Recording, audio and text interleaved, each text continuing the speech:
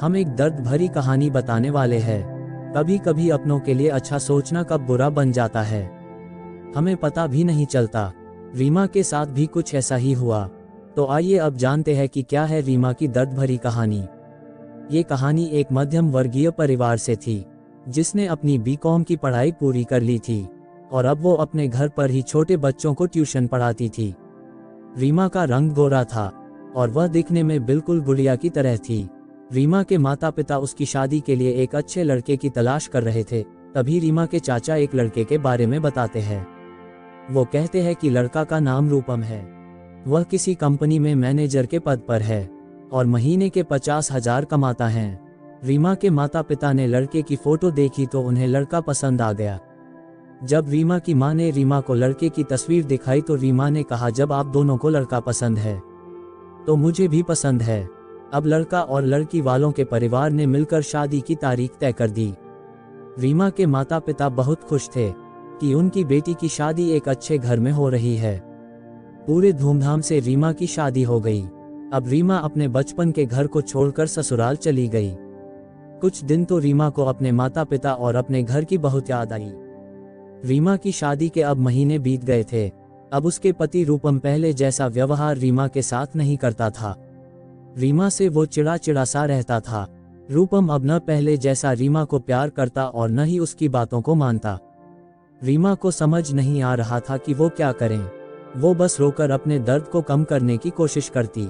एक दिन रीमा को पता चला कि रूपम सिगरेट पीने के बहाने छत पे जाता और किसी लड़की से बातें करता है। जब रीमा ने रूपम से पूछा कि आप रोजाना छत पे जाकर किससे बात करते हैं, तो इस पे रूपम ने जवाब दिया कि वो मेरे ऑफिस का फ्रेंड है, बस उसी से बातें करता हूँ और तुम अपने काम से मतलब रखो, ज्यादा माँ बनने की जरूरत नहीं है। एक दिन रूपम सारे दोस्तों के साथ मिलकर छत पर पार्टी करते हैं।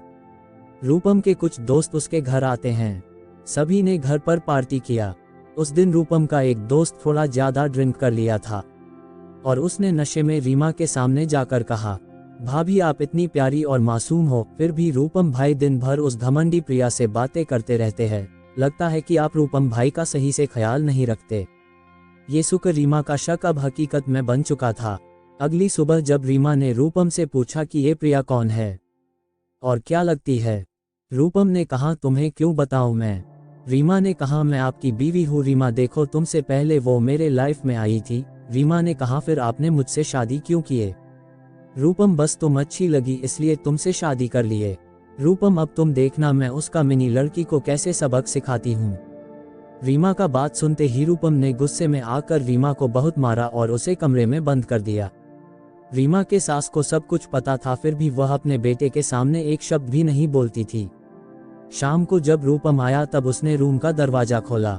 उस दिन रीमा की तबीयत बहुत खराब हो गई, फिर भी उसी हालत में उसने खाना बनाया। रीमा ये सारी बातें अपनी माँ को बताना चाहती थी, लेकिन चाह कर भी वह नहीं बता पा रही थी, क्योंकि वह जानती थी कि अगर उसके माता पिता को ये सब पता चलेगा तो वह परेशान हो जाएंगे। रूपम अब रीमा के साथ नौकरानी जैसा व्यवहार करने लगा। छोटी छोटी बातों पे उसे मारता और पीटता। अब रीमा धीरे धीरे डिप्रेशन का शिकार होने लगी। उसके दिमाग में गलत गलत ख्याल आने लगे। अब न वो समय पे खाना खाती और न ही किसी से बात करती। आखिरकार एक दिन ऐसा हुआ कि रीमा ने रूम में फांसी लगाकर आत्महत्या कर ली। रीमा ने आत्महत्या का कारण किसी को नहीं बताया, लेकिन उसके सास को पता था कि रीमा ने आत्महत्या क्यों किया।